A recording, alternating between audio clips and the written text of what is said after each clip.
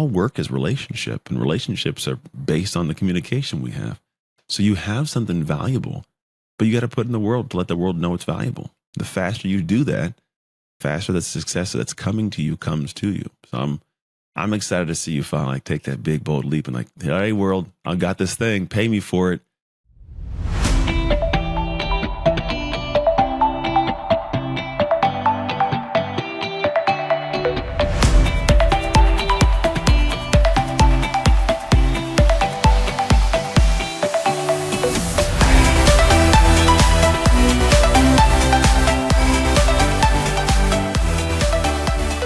Welcome back to the Speak to Freedom podcast. Today we have one of my current clients named Aditya.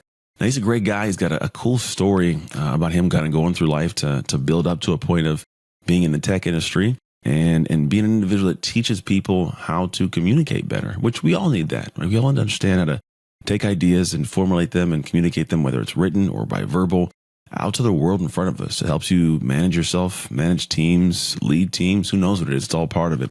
But it's going to be good for you if you're a person that wants to see kind of how someone who is kind of just climbing the ranks, how their mind is operating, what they're doing with their work right now and where they're coming from. Like it's a big piece of it. And I actually give him some insight towards the backside of the discussion on really how to kind of move this forward, because I realize all of us, we need to improve. We need to actually find ways to get better. If you do it with the right mentality behind and the right guidance, you can do quite literally anything, in my opinion. So without further ado, let's hop into the episode. Well, hello, and welcome back to the Speak to Freedom podcast. I'm excited to bring to you an individual that I've gotten to know a little well over the last, few months, I want to say, as we kind of dove into the program and Speak to Freedom, which he's part of. But this guy's got a cool kind of story and also a concept I think all of us need to heavily pay attention to. Mostly because, well, a lot of us are out here doing things, creating stuff, but we overdo it. He'll talk to you about why. So without further ado, I'm introduced to the world, my friend Aditya. How you doing, wonderful, man? Anthony. Thank you for bringing me on your show today. Yeah, I'm excited for you to be here. So let's do this. I always kind of start the show with getting people to get a feel for you, who you are, what you do.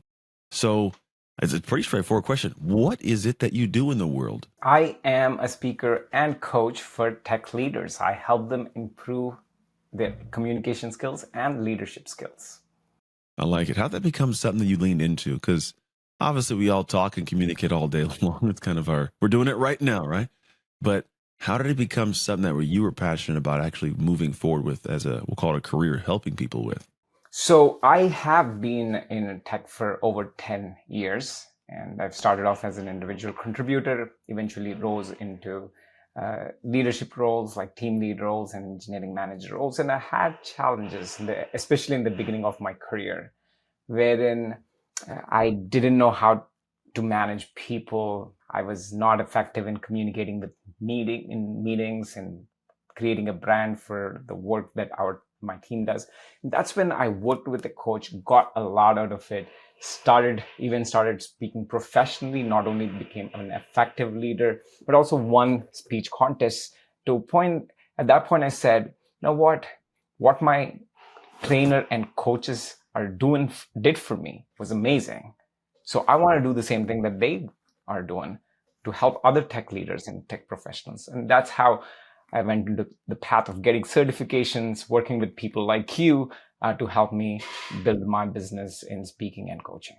I got you. That's cool, man. I think it's awesome that you actually went into a realm where you had some experience and leaned into doing something.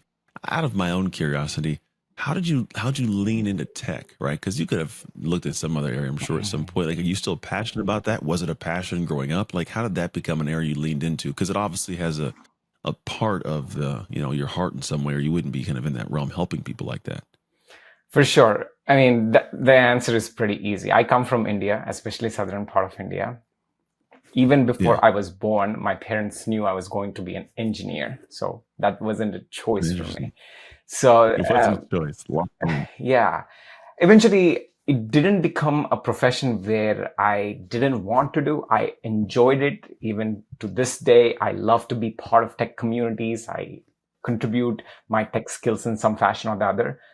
So yeah, it was very so I was grateful that my parents chose this career for me, and it turned out to be one of the best careers I could ever have.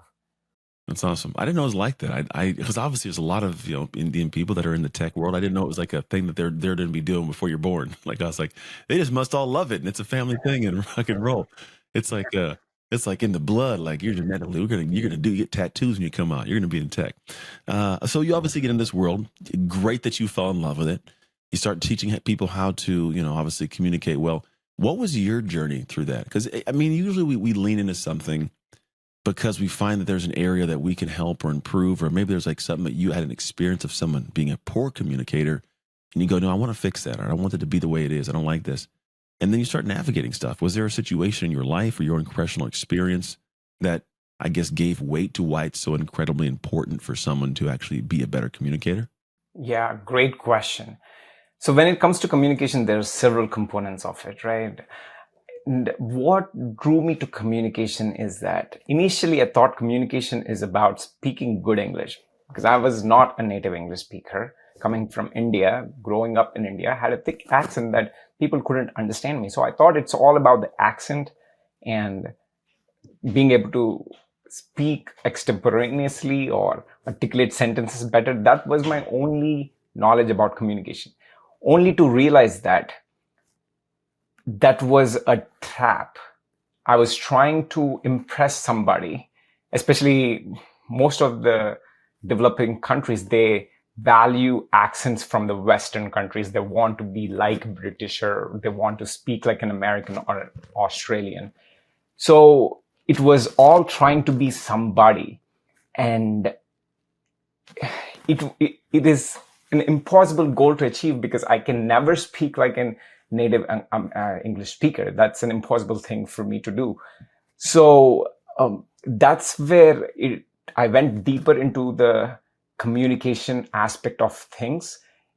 Communication is really about sharing your ideas. Of course, being able to share them in an articulate manner is important. But more important than that is sharing who you truly are, sharing your insecurities, sharing what your vision is without having to prove something to somebody. And that's what I find as fascinating piece of communication, which is what I try to help many people with in my current role. I like that. Now, do you have people that jump at the opportunity to do this? Because I can't imagine everybody's like, yeah, I really want to work on myself and do this. It's going to be super easy, right? There's not always the case people want to jump in. Where do you find that people are maybe apprehensive to this? Or maybe they go like, oh, I don't need that. And where might they be wrong in that thought? Many people start off with exactly where I started off. I thought, proper English or accent or sentence structure is the most important thing. And where people, so at that point of time, trying to teach the deeper aspects of communication that I teach, they don't have a buy-in for that. So those are not the people I typically work with.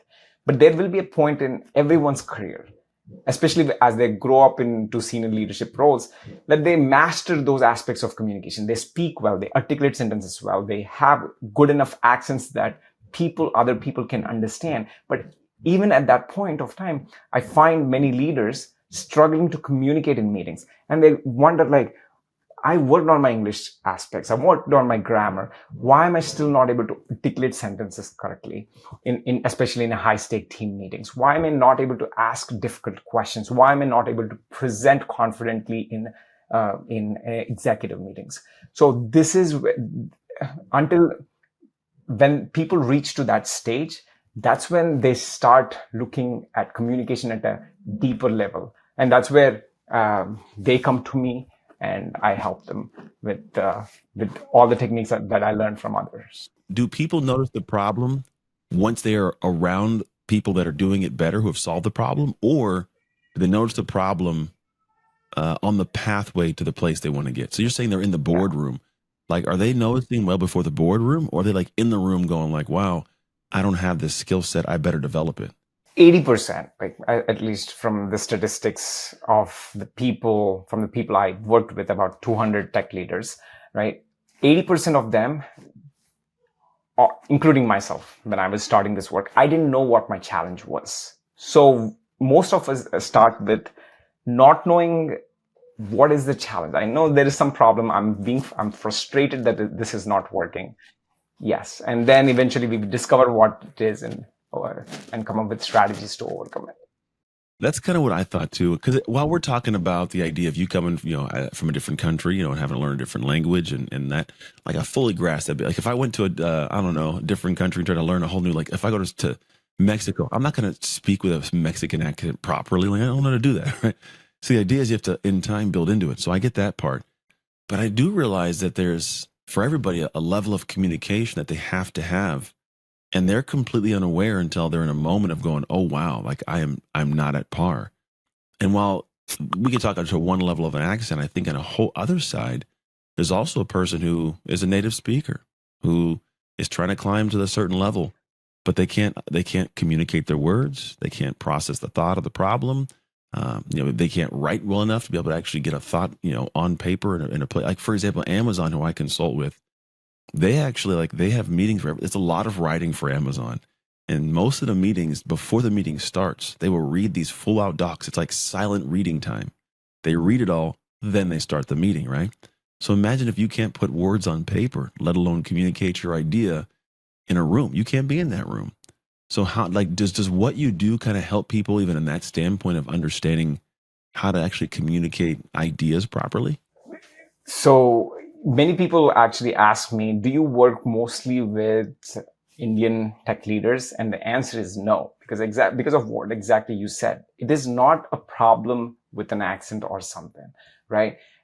It is a universal problem. Even native English speakers, even though they can construct sentences well, in high stake conversations, we all freeze. We often either tend not to speak at all or speak a lot more than what is required. And all of that involves some learning about the deeper aspects of communication. So, yeah, that's my response to that. So part of it's coming to deeper aspects, because that is the thing that I find is a separator for a lot of people. And you're right. Some people get into high tension, like high stakes conversations, and they freeze up and nothing comes out of their mouth. And I think it is a level of confidence or a skill set. I don't find that happens to me as much. I think because I'm able to like navigate those conversations and I'm in them enough. And I can always go, like I can sit and pause. Once you've been able to ride the bike for a while, you know how to ride the bike. But it is something that most people don't grasp, especially, and I would assume the tech world, a lot of that's like communication, conversation, going back and forth. If you can't do that, you can't thrive there. You can't do it anywhere though. Like you can't really be in a role unless you're not having to interact with people, but a role of what, you're talking about climbing to, or what gives people dreams, meaning like you make more money, you make more impact. You've got to develop that skill set. Now, when you think of developing it, is it always a matter of like coaching somebody through it? Can people develop it by reading, by watching things, by practicing? Like how, if you struggle in those conversations, how do you prepare for those conversations in advance? Yeah, for sure. Everyone can develop skill sets by reading, watching YouTube videos, taking online courses. And there are many different forms of educating oneself, including the deeper layers of communication. And many people does it very naturally through these sources. However, if you are someone who don't want to wait for the next 5 to 10 years to acquire these skills, that's when you work with people who have done this before, people who are trainers and coaches who are specialized in this unique field of communication, which will help you get there faster. So instead of 5 years, you might get there in 6 months. All right, so it's been fun, like unpacking that part of it. I want to dive into the aspect of how like your journey has been to get this thing off the ground and live, right? Because there's part of this goes, okay, we're figuring this idea out, I got this done. What are you running into in terms of your own personal journey to getting on more stages and talking? Like, what are some of the things that you're trying to work on that you've noticed in yourself need to be built? And maybe it's not skill set, but like, what are some things that become just personal or business barriers you're finding? Yeah. So before I answer that question, I want to talk about how did I build my coaching business, right? So when I started off out of coaching, right, I just earned a certification from a school, which was cool, right? But what I started doing that really got my business up and running, my coaching business up and running, is I started delivering free coaching sessions. Anyone who wants to be coached, someone walking on the street, do you want to be coached? I'll coach you. It doesn't matter how much you pay me. I just want to coach and develop my skill set. That's what I did. And over the next few years, I was able to land high-paying coaching clients, no problem. And today, I can get as many coaching clients as I want, as much as my calendar is free. So that's exactly what I'm trying to do with my speaking business too. First, I invested in a fantastic program with Mr. Anthony Trucks, right? That's giving me the knowledge, but then I do have to put that into practice. So I'm delivering talks wherever I get an opportunity. I speak at least 1 to 2 conferences every month, and that's how I'm honing my skills. I'm not getting a lot of money right now, but it is helping me practice, and I'm learning from Anthony Trucks program. So that's how I'm starting my speaking business. Would you like to make more impact and more income as a speaker? If so, I want to invite you to go to speaktofreedom.com. I teach you what's called my Speak to Freedom formula live, and I unpack the entire process. So you get to learn exactly how you can take an idea, some life experience, and turn it into not just a cool message you share, but an actual career that funds your life, that makes you great income while you're out there changing other people's lives with great impact. So if you want more information to find out what that is, head to speaktofreedom.com, hit the button, go down the rabbit hole. It's not a deep rabbit hole, which is good. You'll find out all the details about how I make this happen. In fact, who you're listening to now, Aditya, he is actually one of my clients. So you'll actually be able to see someone who's going through the process and unpack it all. So without further ado, we're going to get back to the episode, but you should head to speaktofreedom.com. All right, see you there. Yep, I like it. And I'm no problem, sharing that. I'm not asking you to give like how great a program is. I'm not looking for that. I do appreciate that though. So thank you for the vote of confidence. But I want someone who is sitting there going like, all right, I got this heart for my thing, right? Maybe yours is communication. Maybe they have, I really want to help individuals start, I don't know, hot dog stands. I have no clue, right? But if someone's going, I want to bring this out to the world, and there's journeys and steps, and obviously we've worked through a lot of things, me and you. What are some of the things that let's do this. Let's start this way. What's called a barrier that you ran into that you didn't expect to run into until you did? Great question. I'm thinking about what barrier, right? There are so many barriers. Yeah. I think the biggest barrier is reading about entrepreneurship. I thought if I just believe in myself and I jump off the cliff, everything will work out on its own, which is what I did in 2019, right? I didn't have a game plan. I didn't have a business plan. I'm like, leap of faith, guys. That's what everyone tells. And I jumped off the cliff, and I realized quickly that leap of faith doesn't work. Just because you have a belief doesn't work, and you gotta be strategic. It takes time to test your content. For example, right now I'm testing my content for my speaking, for my keynote every single time, and it's not where I wanted it to be, and it's not at a place where I can ask for money yet. So all of these things take time, and it's good to have some cushion, in terms of your bank account, so that you can take those risks. Yeah. So that would be the biggest lesson, I would say. Instead of the leap of faith, be a little more practical. Leap of faith, of course, you need it, absolutely, but back it up with some logical, plan. Yeah, that makes sense. I mean, to be honest, I think a lot of folks, like I did the same thing in my past when I was looking to speak, and I was like, I had this gym business, I'd been doing some consulting.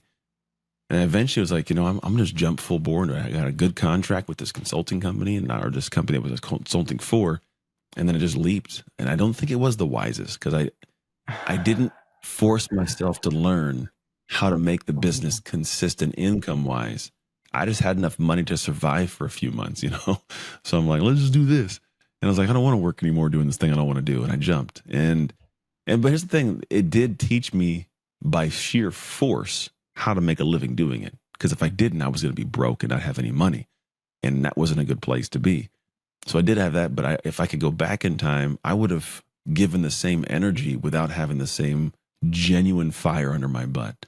Because at a certain point in time, like I'd burned through money and I was just there like, I don't know, I was having fun play around building it, but I wasn't focused on lead gen and conversion and having conversations about paying me, then getting paid. Like that wasn't the beginning of it.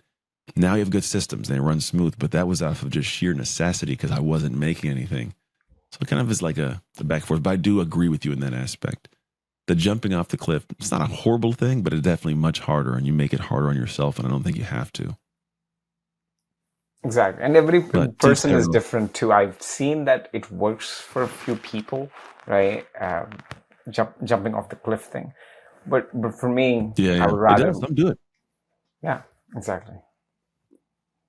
Yeah, it's good stuff, man. So you're out here kind of building this thing. What is the goal for you in 2024? Like what, if we go to the close of the year, you got the backside is December.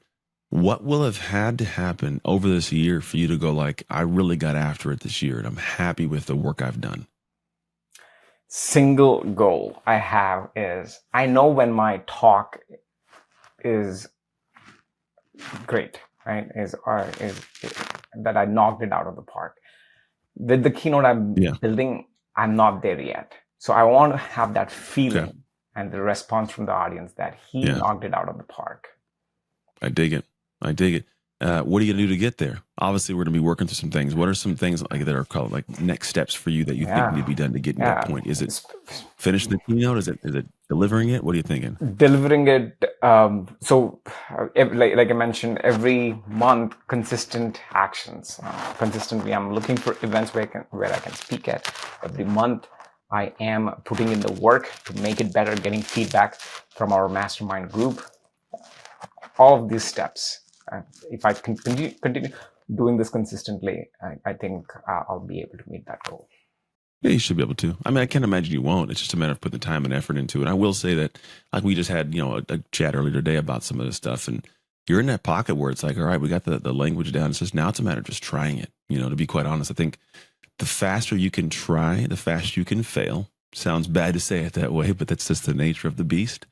But the failure is just that the lesson's being unpacked for you. Because right now, you could tweak until the cows come home and never really know what the thing is that needs to focus.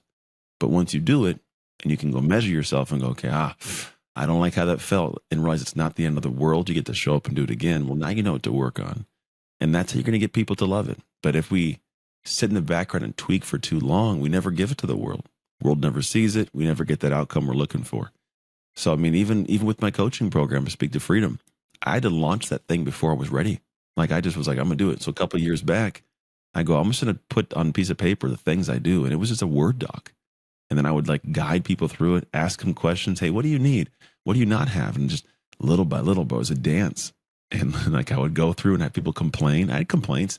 I don't feel like it's enough here. I don't get what this does. How come this isn't working? And like, right. So just a lot of crazy emails. But over a couple of years, you start figuring out like, okay, I'll just optimize and make it better. So all those moments were what allowed me to get to the point now where like, I'm crazy confident what we got. It works if you work it. And then you get to see cool things happen. You get a cool community, like it builds into something awesome. So same thing for you, man. Go take those reps, the scary ones, but those are the reps that actually create something cool for you. For sure. And eventually get paid by the end of this year for the talks I deliver, right? So that's an indication. You can. Well, you're creating something that people do need. I would even go deeper when you start looking at the marketing of it is to express to people the time and money they're losing because of poor communication within their teams. Like that's a big piece of it. If your team can't communicate their ideas, then you're not getting the most out of people. They're not maybe, interacting well because they can't handle, conflict. Like these are all parts of communication that are so huge because all work is relationship and relationships are based on the communication we have. So you have something valuable, but you got to put it in the world to let the world know it's valuable. The faster you do that, faster the success that's coming to you comes to you. So I'm excited to see you finally take that big, bold leap and like, hey, world, I got this thing. Pay me for it. Because I heard earlier you say like it's not the point to get paid for yet. You'd be surprised, man. Because of the sheer experience you have and what you've been doing, you are of value to somebody. It's finding them and them finding you and then putting it in front of them. I agree. I think you can never be ready for this speech that you all have in mind, but you got to take those baby steps. And I've already actually started asking for money. It's just that someone has to pay me. There you go. They got to pay you, man. Yeah, you got to get those conversations, those calls. It's baby steps. But as we get into it, obviously I'm here for to lean on to be able to have you get those quality reps and actually learn from the past conversations what to do for the next conversations. You'll be just fine. Where can I send people who want to know more about you, who want to engage with more of your work? Where's the best place? LinkedIn is the best place. Send me a connection request, adding your name to it, so I make sure I will accept it and that you're not trying to spam me. So, and from that, you can also check out my website, whoweare.io. Oh, okay. I like who you are. Okay. I like that. Beautiful, man. Well, I appreciate it. I've had a great time chatting with you as I knew I would. Those of you guys who are tuned in, still hanging out with us, thank you for being here. I hope you garnered some kind of insight from this, either from a standpoint of how to communicate well or taking some insights on where you may be, that you may be similar to where Deech is at, that you can actually build into. And whatever lessons you've learned, take those and apply them. So the best thing you can do is to apply what you've been consuming, because if not, it's just more information that goes into the ethers and it doesn't do anything for you. But if you can take information and rapidly translate it to action, you get the great outcomes. If also you know someone who needs to hear this episode because there's some nuggets that would be golden for them also, just share it. Hit the link, send it on over. You never know, it could be a beneficial change in their life by simply listening to something you share. Outside of that, if you're a speaker out in this world trying to send your message out there to make income and impact, make sure you're focused on speaking to freedom. That's Anthony Trucks and Aditya Guthey signing off.